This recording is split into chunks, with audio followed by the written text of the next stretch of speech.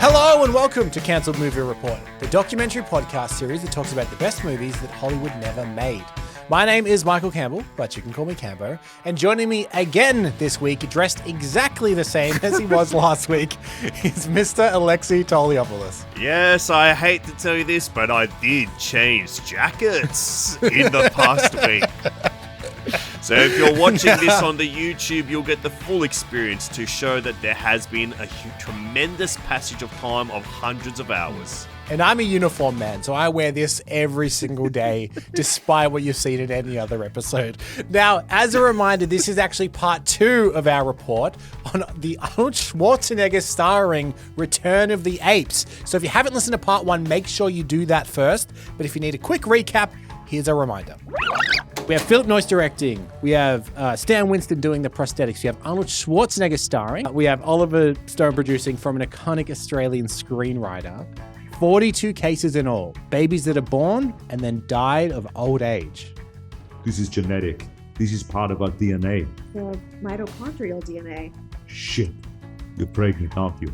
9 weeks. So he slides a syringe into his forearm and climbs into a flotation tank. And he spirals down into a whirlpool of white light and finds himself suddenly awaking in a cave. But suddenly, an army surges into the settlement. They are heavily armed apes. I'm looking for a woman, one of my own kind. Do you know of people like me? No. What are you doing? Looking for the keys. No! You saved our lives. He's an ape! You go and kill as many apes as you like. I'm setting this one free. And the apes look up as darkness starts to fall, as we see a full solar eclipse. The prisoners are now free. And now it's time to fight back. Now, let's get back into the film. So, before we continue through this script, the quote, best script I ever read from the Fox executive, there's a couple of things I wanted to cover. First of all, let's go through the Lord of the Rings of it all. And there certainly is quite an amount of the Lord of the Rings of it all in this screenplay. We mentioned last episode Aragorn, the ranger, and Nazgul, the elder ape. And then since then, we have yet to mention that there is another character called Strider, and that the medal that is hung around the neck of Aragorn is called Mithril. That was so interesting to me. And there was even another bit that did sound like they were describing the One Ring, where it was like he carries around this thing that has all these inscriptions from all the tribes. And That's true, actually. And I didn't mention, but there is a wizard that is just like an ape dressed as a wizard called Gandalf that comes in and out of the story every now and again. Of course, but only precisely when he means to, as I imagine.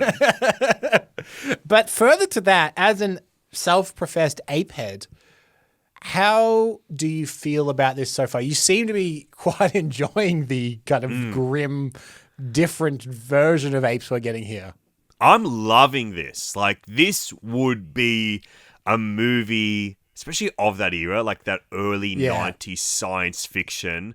I would love this both ironically and sincerely in the right ways. That's honestly what excites me most about thinking about this is even like whatever you think of the script and just the 90s sci-fi aesthetic of it all is so fun to think about. Like this is, the script is actually from 96, so it took a few years of development to get here. But like mid-90s Arnie, the prosthetics that you would get on the apes because they won't have had enough kind of like revolutionary technology yet to do CGI apes, so they probably will have tried for a sequence or two. But that's what really excites me is this would have looked awesome. Yeah, and I think as well, for me, it is the area in which it's playing right now is quite different to Planet of the Apes. Like, Planet of the Apes is a bit more cultural satire with futuristic science fiction themes.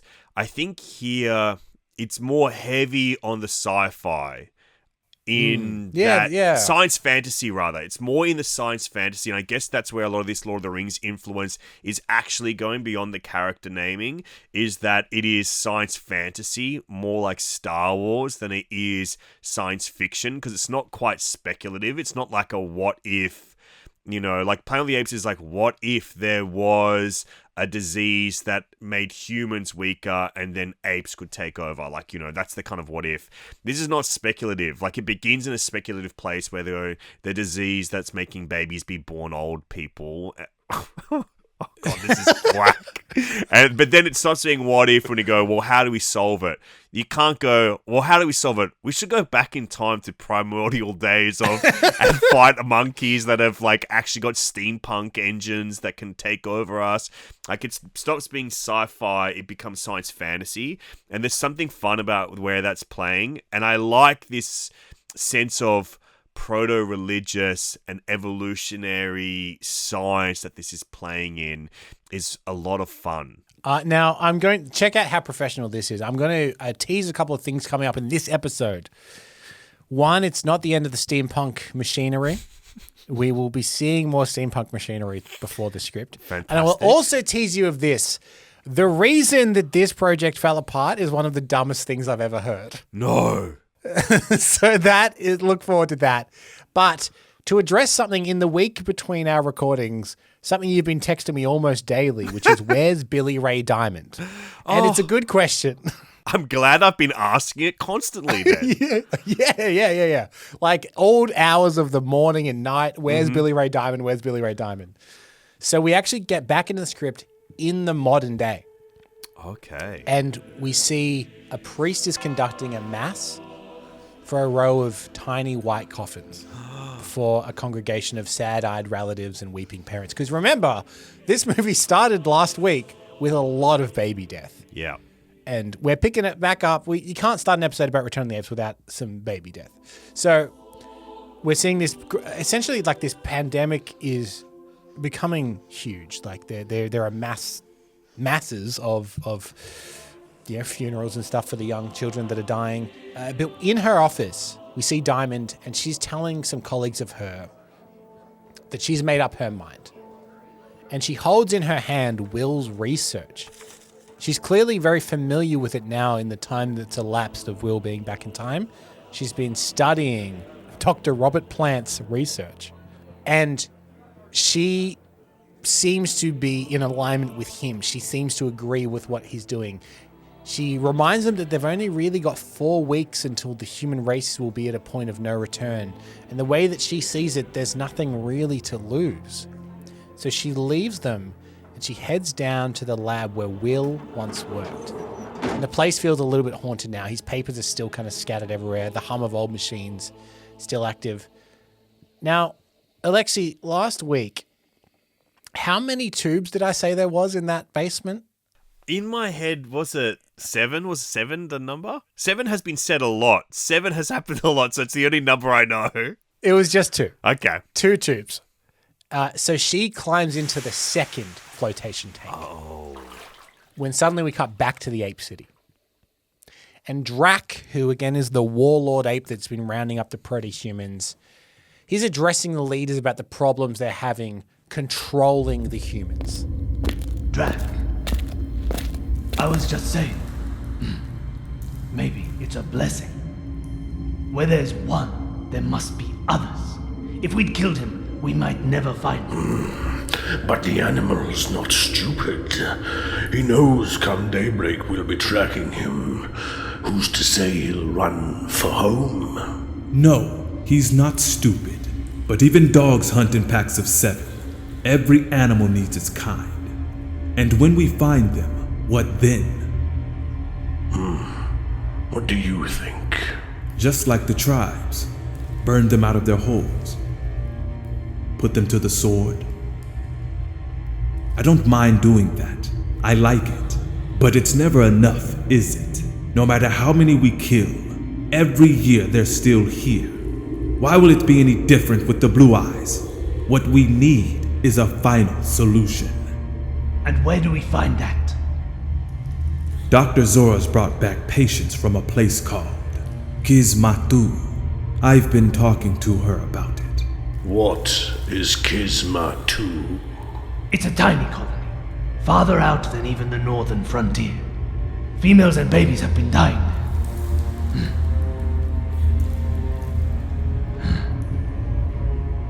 Go on. In a different, cooler room, there are iron bars and a series of windows. Underneath are ape toys. 5 baby apes sit in cots. They must be no older than 2 or 3 years, but their bodies and faces are those of old apes, wizened and wrinkled, frail with age. The double set of bars provide a sort of airlock. Hanging on them is a sign, quarantine, no entry. Drac and the Council of Elders stare in at the children. Dr. Zora is with them. We don't know what causes it. A virus, probably. I'd hoped to complete our research before I came to you with my proposal, but given the circumstances... It's a brilliant idea. Brilliant. We see horses' hooves paw the ground. Wheel and Strider have made camp. Aragon sits well apart, staring out into the forest, lost in his thoughts. Will and Strider look over at him. He's their leader. He can never take his eye from the mountain. He has to do what he thinks is right. By killing them? Don't judge him, Will. I couldn't have done it. I wonder if you could. One of those women he just killed was his daughter. We call it a lobotomy. What other things have you people tried? Fuck you, Strider. Tell me! Don't know if it's true. My sister's mate works in the lab. He says Dr. Zora's working on some disease. Well, what sort of disease? Of the children, I think. Ape children. How did they die, Strider? Old in the belly? Is that how? Some of them. You know this disease? Huh. So that's how it happened. Fuck you people. They haven't done it yet. It may not work. They will. And it does. That's funny. That's exactly what an ape would say. I'm sorry. What about you, Strider? Why were you in the cell? I fought another ape. Nothing very heroic, I'm afraid. I was drunk. He fell badly. His head hit the branch of a tree going down. It broke his neck. We're not like humans. An ape never kills one of his own. Never. What's the punishment? At the ceremony of summer rites, the high priest would curse me with death. I would have been left to die in the forest. No journey over the waterfall. No one to say the sacred words. Without that, no ape can walk in the next world. You saved my life, Will, and I'm grateful. But there's nothing I can do about my soul. I'm a dead ape walking. You knew, didn't you? You knew the sun was going to swallow the moon. That's why you weren't afraid. That's right. I knew. Who are you, Will?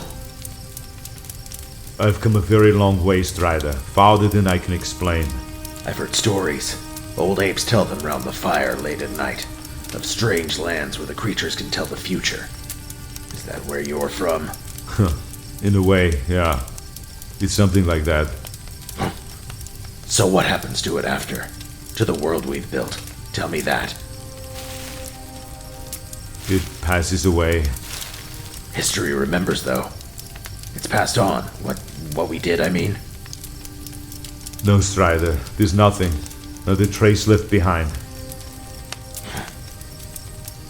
So it's just vanity, then? What we believe? That the works of the ape will last forever? Yes, it's vanity. But not just of apes, Strider. Maybe of men, too. Well, it seems like the apes have discovered the virus that is affecting humans. And there is an indication that they're going to use it against the proto-humans and the humans to control them. So we may have found the cause of what is causing these babies to die all those years later. And I've got to say, if this movie did exist, Arnie saying, "How did they die old in the belly?" would be a meme forever. Like, that would be a gif that would live around. It would have been in every clip package. Every Arnie soundboard that you could have downloaded in the early 2000s would have had "old in the belly." And maybe a fuck you, Strider, tell me. Again, we shouted him out last week, but we need to shout out Joe Gaudet and Jay Zadeh also in that scene as well. Just like the idea of this is so funny.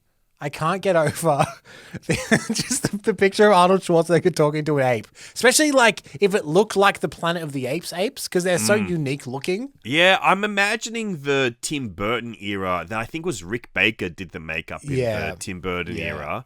Tim Burton era, the one shit movie. It's not an era. It was a blip. It was a blip. The Burton blip, as we call it. So, the three fugitives out there in the bush, they now hear some noises from a cave nearby. But Will recognizes it. It's Diamond, who, by the way, miraculously has found them in the middle of the jungle. Well, you know, she must be the same bloodlines. I don't know. That's going to get awkward. Now I'm getting confused because, like, how do they travel back in time? Because he inject himself with something. Because I imagine it would be more like Assassin's Creed where he would enter the body of someone back then. But it sounds like they literally travel in time. Yeah, I'll be honest with you, Alexei. It's never made clear how the time travel mechanic of injection into a floating pod through DNA actually works. And really, that is maybe one of the main faults of this script is they didn't dig down enough into the flotation tank DNA time travel. But it is a first draft, you know. They would have figured it out on draft 2 or 3. Or it would be just got hand waved away as like, this is magic. Yeah, it's magic. It's magic. So Aragon finds a secret message left from him, from Kip Kenner. Remember, he was the leader that escaped. And he's called a gathering of the 7 tribes of humans at the place called the Eagle's Nest. Now, Eagle's Nest is interesting because there was also mention of a final solution.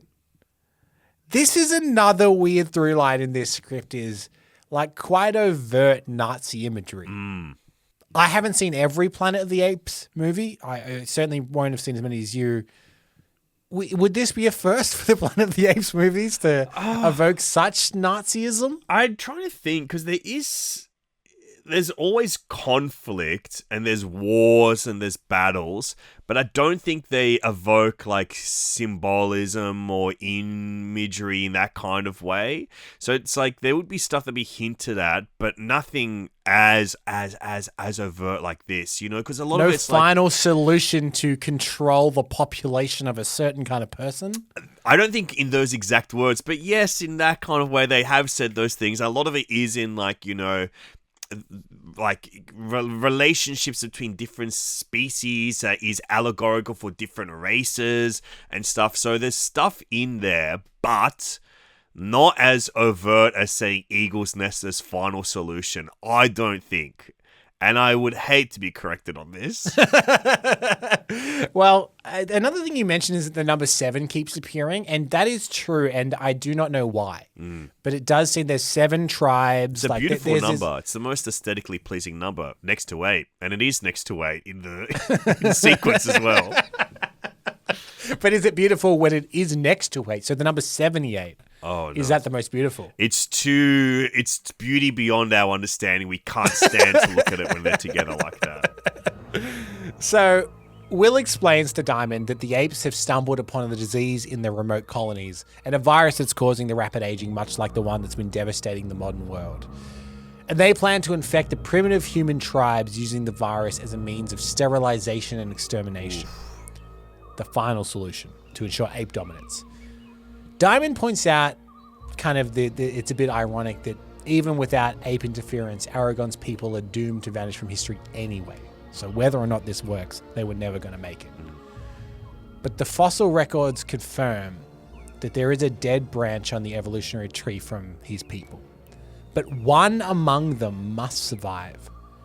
And this is the proto-human woman that they believe to be the matriarch of all future humanity, must be out there somewhere. And if she is infected, even if she shows no symptoms, well, then the virus would become embedded in the mitochondrial DNA and passed down silently through maternal lines for generations. It won't kill her, and it won't kill her children, but generations and generations later in the modern world, it will reawaken like, as it's described in the script, a ticking time bomb, wiping out humanity from the inside. Is this real? Well, look, it hasn't emerged yet, but let's keep an ear to the ground in case if weird Benjamin Button babies start popping out. I mean, what's our plan of action? Really? I know. We can't do We've got to anything. get a few float tanks ready. If weird Benjamin Button babies start popping up and then people say, hey, where are Cambo and Alexei? Wait, you mean those two guys have been soaking in a float tank for 6 years? They kept talking about mitochondrial DNA in their ancestry, and we haven't seen them in a few weeks. And they took in a couple of copies of The Lord of the Rings in there with them. They seem to be handing out names willy-nilly. You're Pippin, you're Merry. So, at the great gathering of all the different proto-humans, Kip Kenner warmly greets his other leaders, including Aragon, and he greets Will. He says Will is the man who actually saved his life after he tried to kill him at the beginning.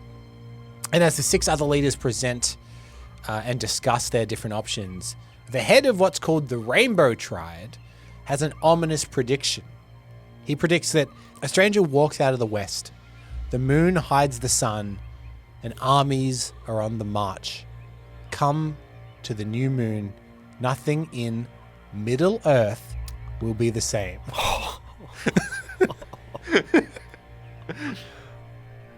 I don't get it. I don't get it. Aragon still is quite crushed at the idea. By the way, we revealed earlier, Aragon, one of the people he killed when he was euthanizing the people that had lobotomies, was his daughter. Yeah, just like it happens in Lord of the Rings. Yeah. He unfastens the crescent of light and he slips it actually around Kip's neck. And he tells him that if he had a son, he would have hoped he would have been a man like Kip.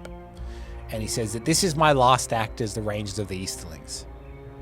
And the humans resolve that they will fight the apes chasing Aragon, Will, and Strider. This band of 7 tribes will all form together to protect these 3 that they're tracking. Diamond, she's not so sure about all of this. Remember, she's there for one particular reason, and that is to save all of humanity. And she's getting a little concerned, so she takes Will aside to have a word to him about where their priorities lie. They go into war. They leave it down. They'll be slaughtered. They think if they leave the valley, their totems won't follow. Without them, they say they're dead anyway.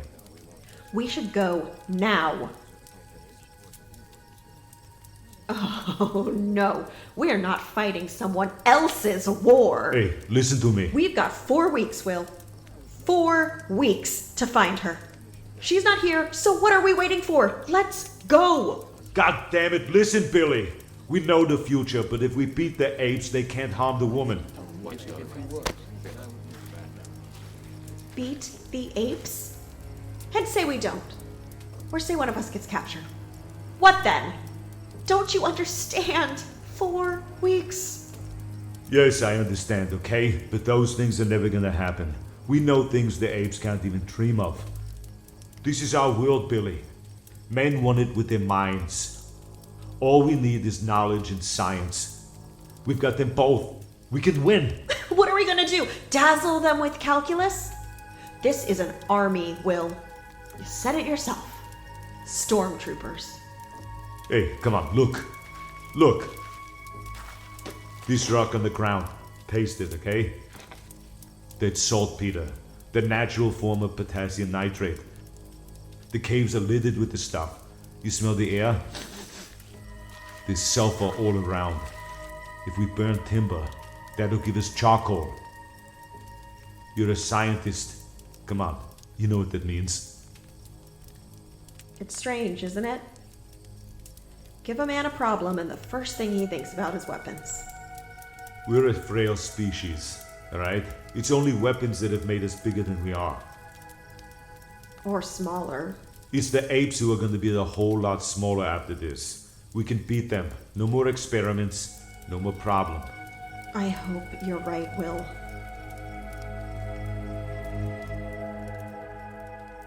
Alexei, are you ready for some ape battle action? Absolutely. Absolutely. I'm ready for the Battle of the Planet of the Apes, the war for the Planet of the Apes. I'm ready for it all. Obviously, he's pointing out there that they have enough natural resources to make kind of things that could form into gunpowders and explosives and things like this. So they're not as doomed as perhaps it looks like because they have their advanced scientific knowledge. And the proto-humans, they start making final preparations for the battle. And from the distance, a thunderous march of an ape army grows louder and louder, I guess almost like the Two Towers when that's slowly coming over the hill. Drac and Magog lead their forces, riding atop fearsome war elephants, outfitted with primitive yet menacing armor. The apes are armed to the teeth, wielding rudimentary flamethrowers, spheres, and a terrifying steam-powered contraption known as the Claw. It is designed to capture and crush its enemies. But Robertson stands at the front of the proto-human ranks, in his makeshift armor as well. It's kind of glinting in the sunlight at the dawn of a new day. And Aragorn stands behind him, the battle-hardened expression on his face. Robinson starts delivering a rallying cry, urging the tribes to fight not only for survival, but for the chance to shape their destiny. Everybody listen up. They see us as animals, but today we show them what it means to be human! And the tribes erupt into cheers, their resolve hardened as they prepare to face their overwhelming odds. How are you feeling about a giant kind of two army clashing? This is a 90s movie staple, by the way, Braveheart and the like, where you get like the two armies running at each other across a field. We're getting a human ape version of this. Well, I'm tremendously excited to see the crashing of these apes versus primitive humans.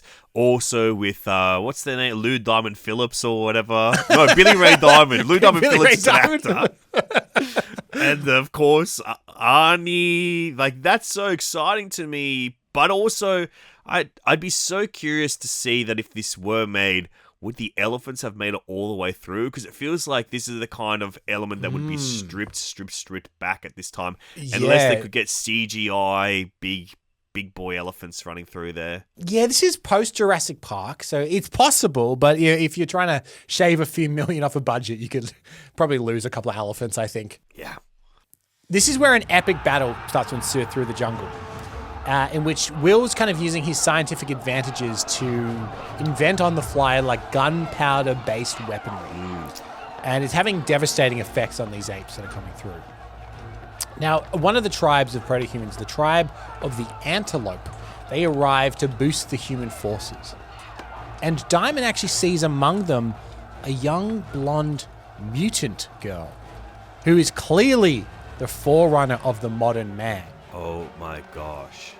And her name, Alexei, what do you think her name is? Oh, okay. If it's an Apes reference, I'm going to guess it's Nova. It isn't Nova. I would think way, way more obvious.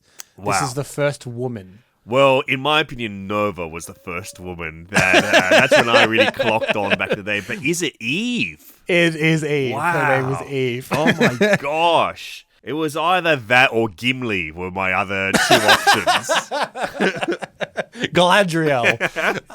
We see her through the battle, and she's clearly way more human-like than all the other proto-humans.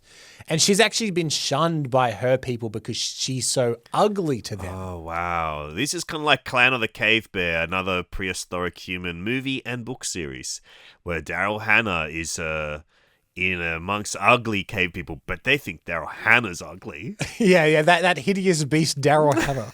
Yuck, yuck, yuck. So ultimately, the Apes army has vastly superior numbers, and they're crushing the humans and the proto-humans, killing and capturing almost all the tribe's people. And Eve herself is actually captured.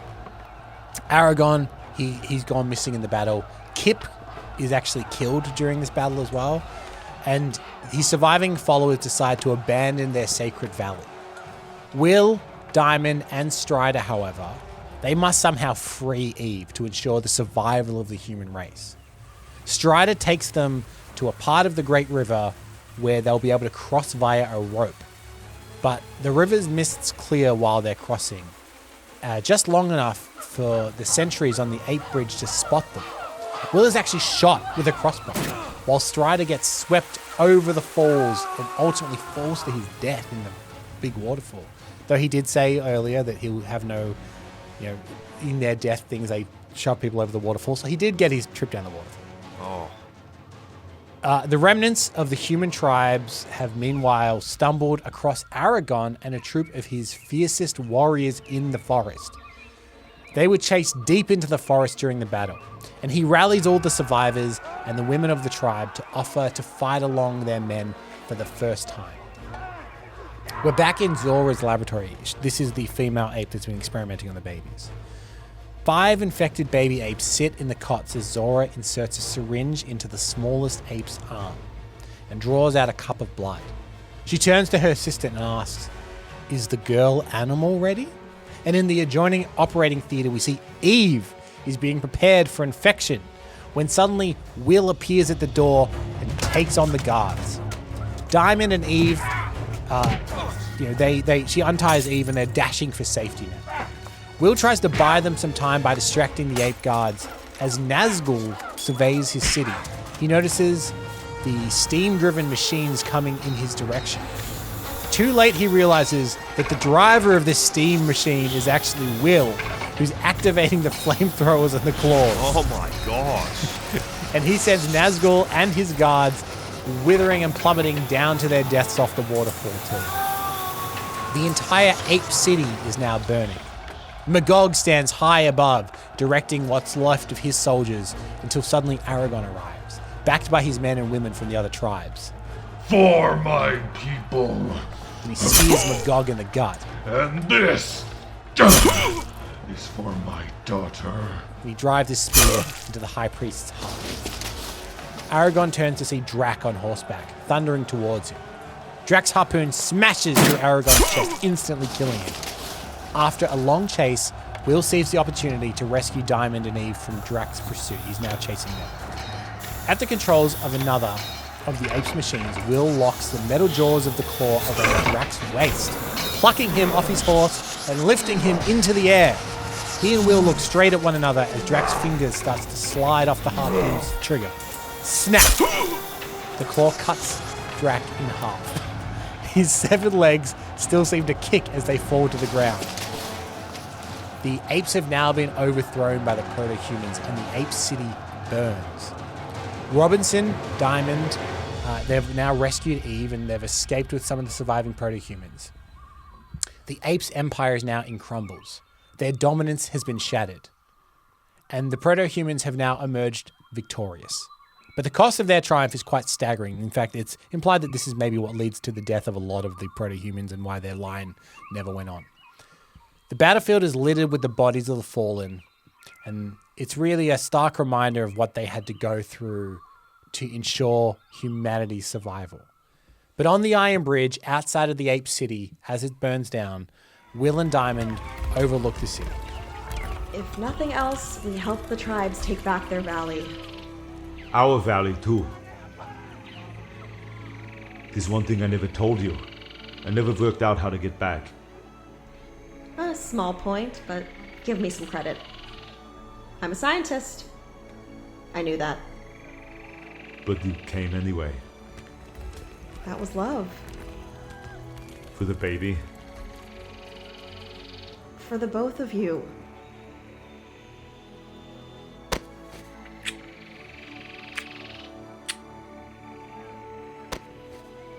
I only have one regret. We'll never know if we succeeded. Of course you will. You're pregnant. If the baby's born alive, we'll know it worked.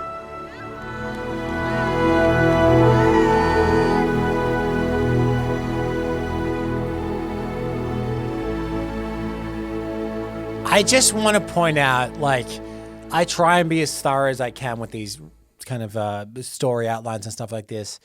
This romance is not foreshadowed whatsoever. Oh, thank goodness you said so, because I was like, that really shocked me. Yeah. Suddenly she's like, I love both of you. I love you. Let's kiss. So do you think that in the next draft, the baby would be his child all along as well? Oh, yeah. That's interesting. Yeah, possibly. And maybe they're ex-lovers and they'd rekindled one night of passion, but they yeah, maybe. Let's write draft. We can write draft 2. I also think that another odd thing in this is This is one of the weirder time travel concepts I've ever come across, and the logistics of it will continue to fascinate me because it's not like they go in a machine back into time or something and then they come out and emerge.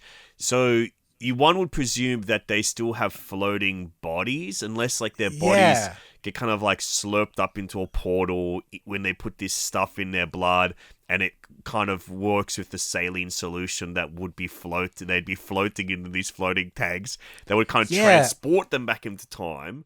But then also her unborn child, if it were currently, if in her current state, when she is in the present day, that baby presumably would have old man disease or whatever it is. But then if she were to go back in time, but she's from that timeline, if she were to succeed, that wouldn't show up because she's from another time. So presumably that baby would be carrying the same mitochondrial DNA that they were, regardless of that happening. So that, unfortunately, that could also be their child, could be the one that continues on the human race instead of Eve, and would also still have the same mitochondrial DNA, but also much further along. So the little old man babies will be born instantly. They'd have to chuck that baby off a cliff just to make sure that it never gets out. It should be the first thing they do is like, oh, and by the way, I have just figured this thing out, so we will be needing to kill all ourselves right now to hope that things continue to be okay. Blake Snyder in his screenwriting books talks about how you have to kind of mirror the opening and the closing to have thematic closure. And if it ends with the death of a baby, I guess I have to... Yes. Might have to close with the death of a baby. Of course, the famous not save the cat but kill the baby is the other Blake Snyder. Less popular in screenwriting for some reason. Kill the baby. So, this leads to like the time travel paradoxes. They never make sense because you're right. If their bodies are still in the tank, what happens if someone opens the tank and goes, hey, Will, wake up? Oh, I just had the most magnificent dream where I was in a world full of apes. Are we still in that epidemic where everyone's dying? Yes, of course we are. You just slept in a tank for a few hours. Oh, come on. I thought I went back thousands and thousands and thousands and thousands of years and changed what would happen to our mitochondrial DNA by saving a little blonde girl. I met Aragon and I met the Nazgul. And people are just okay, mate, I think you just read a couple of Tolkien novels. So we're now at the very end of the script. Sometime later, we're on a golden beach now. And Will is at the top of a rocky cliff. And he's building something out of iron and rock and sand, but we can't actually make out what it is just yet. After Eve helps Diamond give birth to a healthy son, proof that their plan has succeeded, though as we pointed out, no it's not, they both join Will where he works. And the camera pans out to see what Will has been building. What do you think Will has been building? I pray that it is the head of Lady Liberty and Yes, her outstretched arm. It's a sculpture of the head and the crown of the Statue of Liberty. And he tells them, It's to make sure that we never forget where we came from. New York City. as the camera pans out to the iconic Planet of the Apes shot. He is still really trying to keep up this ruse that he's American. Goes, please, we can never forget where I came from. New York City, the home of America. How do you feel about that as an ending? That's too weird. Like, that is like, you go, oh, I guess you got to put the most famous image from Planet of the Apes in there. But I found this to be so cool. I loved this. I love this movie. So, I mean, again, I'm not as much an expert as you. To me, reading this, I kept thinking, this doesn't seem very Planet of the Apes-y in a lot of like, in some ways it is. Like, them experimenting on humans and stuff like that seems very Planet of the Apes. But, like a lot of the caveman elements and stuff like that, it really didn't seem all that Planet of the Apes to me. But as you point out, they get weirder and weirder as the films go. Time travel is introduced. Time travel is the first element, basically, you know? Well, that's true, actually, yeah. The very first one, they go through, was it like a wormhole or a portal of some type? Like the Earth is kind of going to shit, and they send a few astronauts up into space, and they go through a wormhole, and they think they land on another planet, but unfortunately, they're just landed thousands of years into the future where apes have taken over humans. How do you feel about the premise that all humanity now canonically comes from Arnold Schwarzenegger. Well, that's something I've believed. That's something I've believed for quite some time. You're texting me that a lot as well, actually. Yeah, a lot of your theories about evolution of man coming from Schwarzenegger. Yeah, I said he was the cradle of humanity. That's what I always nicknamed him. That probably is why Arnold Schwarzenegger keeps breeding, even outside of his marriage. Yeah, that's... Is that he knows that... He knows I got to continue the human race on if I must. So I promised you something. I promised you that why this didn't happen was very stupid. Mm-hmm. Would you like to find out why this fell apart? Absolutely. Because from hearing the script, I can't imagine why this didn't get made. Well, we know Peter from Fox. He loved it. Mm-hmm. But I now want to introduce you to the Fox studio executive Dylan Sellers, because he proposed adding comedic elements to the script. Oh, gosh, no. One notable suggestion involved a scene that he wanted where the protagonists, the proto-humans, and Will Robinson, he discovers them trying to play baseball. Oh. And Sellers envisioned a scenario in which Robinson arrives in the ape society and the proto-humans and discovers that they're all attempting to play baseball, but they're missing some crucial elements, such as a pitcher, for example. And Robinson would demonstrate the missing component, enabling the apes to fully engage in the game. Now, this scene was part of Sellers' broader attempt to infuse the film with a bit of humor and lightness. Oh my And that conflicted directly with the screenwriter Terry Hayes' vision for a more serious and action-oriented kind of narrative. So, Hayes ignored the baseball scene request and continued writing new drafts of his script, which angered Oh my God. No. Dylan Sellers. And Hayes was fired from the project for not adding it. Now, out of loyalty to Hayes, Philip Noyce also quits the project shortly after. Good. So this project is now left without a screenwriter or a director. And the project is slowly now beginning to fall apart. Schwarzenegger also drops out at this point. Because remember, Noyce was his choice of director. Noyce was the choice. Noyce was the choice. That's why he kept screaming. No, Noyce is the choice. So without Hayes, Noyce, and Arnold, Fox really started losing confidence. And Stone had originally gotten involved as a favor. But when all this was going on, he also quietly exited the project during this fallout of the script note. God, this is the greatest baseball controversy in the history of film. The ambitious Return of the Eighth script was officially shelved by Fox. And then a few years later, the studio would decide that they actually wanted to go in a completely different direction again.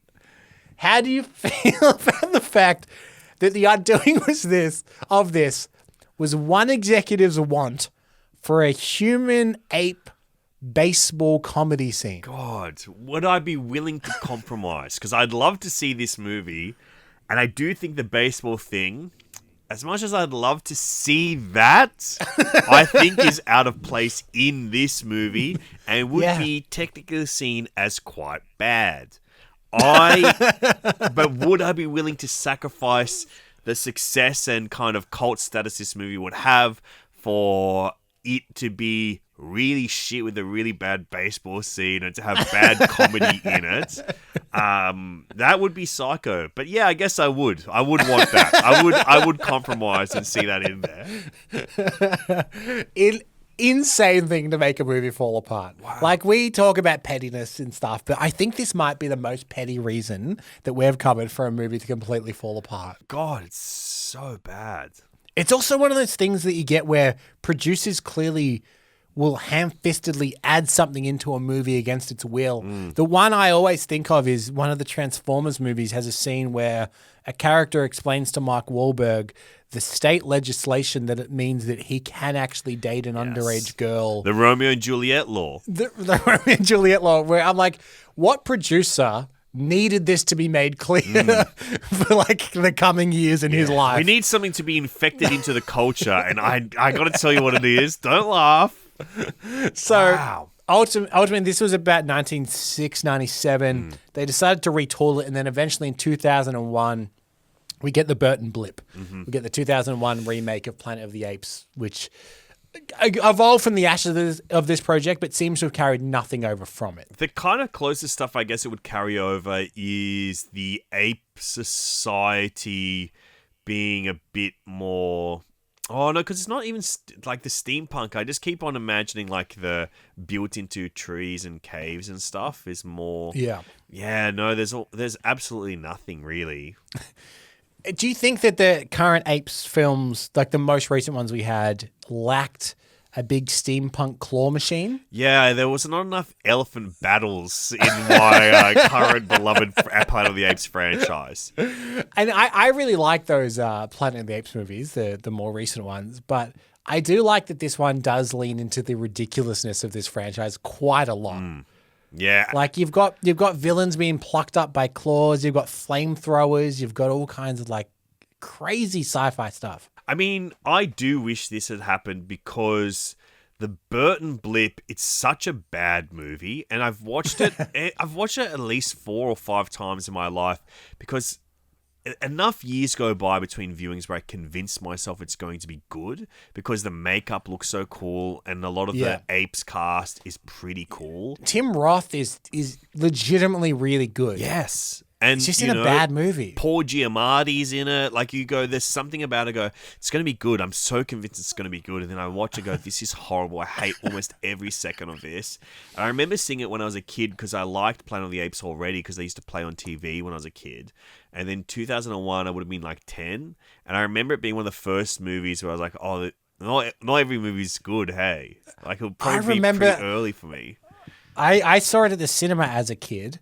And I remember having a similar, even when I went to the movies to see the Godzilla movie that everyone hates. As a kid, I was like, that was the best movie I ever saw. Loved it. Had all the toys. I had the big glove, the big Godzilla glove. Loved that toy. This was one of the ones that I came out and I was like, why didn't I like that? I liked the trailers and I liked the posters. Why didn't I like it? And I couldn't wrap my head around it. And I even liked the Lost in Space movie from that time too. The other Will Robinson project. I loved that movie as a kid. The lesser Will Robinson project, as it will henceforth be known. Will Robinson is only Arnold Schwarzenegger to us.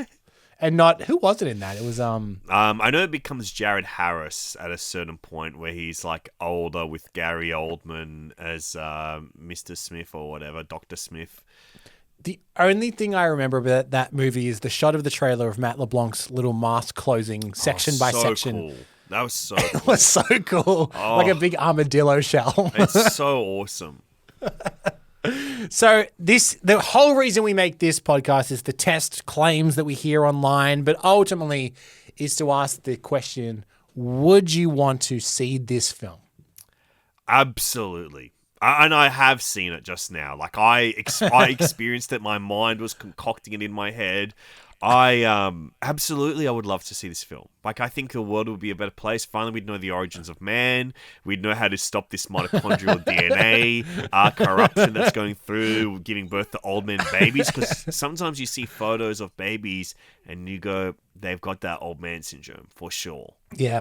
I feel like we're at the age now where a lot of our friends are having kids. And now every time they send a photo through and a baby looks a little bit wrinkly, every time I'm like, is this the one? This is the one. Is this where it kicks off? That's a wrinkly looking baby. Keep an eye out on this guy. Yeah, he looks like Wallace Shawn now, but you don't know what's going to go on. Well, we have come to the end of our report now on the unmade Planet of the Apes film, Return of the Apes. We really hope you've enjoyed both these episodes, and we would love it for you to subscribe, be it on Apple Podcasts, Spotify, YouTube, or wherever you like to listen. That really helps us get discovered in the charts. It would also be terrific if you could leave us a 5-star rating, or most importantly of all, just tell a friend. We're completely independent here at Cancelled Movie Report, so your support really does mean the world to us. And hey, what did you think of the movie, and have we missed anything? We would love to hear from you. You can always get in touch with us via cancelledmovies@gmail.com or cancelledmovies on all the socials. And hey, maybe you have a cancelled movie project you've always wanted to hear about. Why not let us know? You can fill out a form in the episode description alerting us to a project, and we may just give it the cancelled movie report treatment. My name is Michael Campbell. I have hosted, edited, and produced this episode. I would also like to thank the amazing guest we've had 2 weeks in a row, same clothes each week, the king of Australian cinema culture chat, Alexei Toliopoulos. Thank you for joining. Oh, this has been my pleasure, and I'm going to extend a thank you from me to you.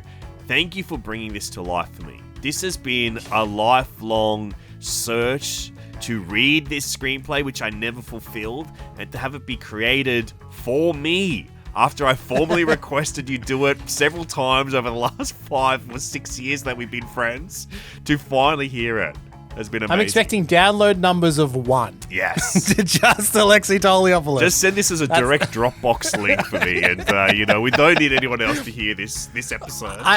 I want the cast of this to be emailing me, be like, hey, what happened with those Planet of the Apes scenes that we did? I'm like, yeah, they went out to who they were Unfortunately, meant for. this was a Make-A-Wish project for a guy slowly dying of old man syndrome. So here's a tease for the more patient fans out there, because this one took 3 years. I want people to know that when you requested this film, you requested 2 films. Oh.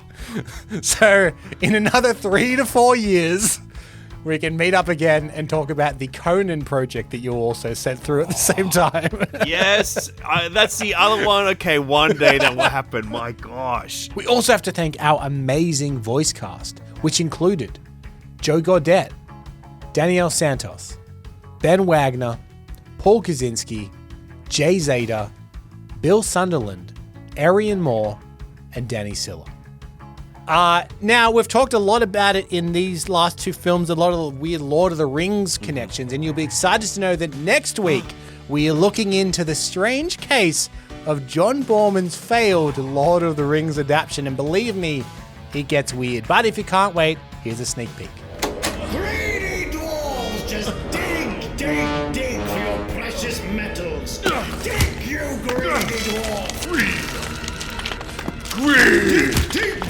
Delve into the depths of the earth, greedy dwarf! But until then, take care.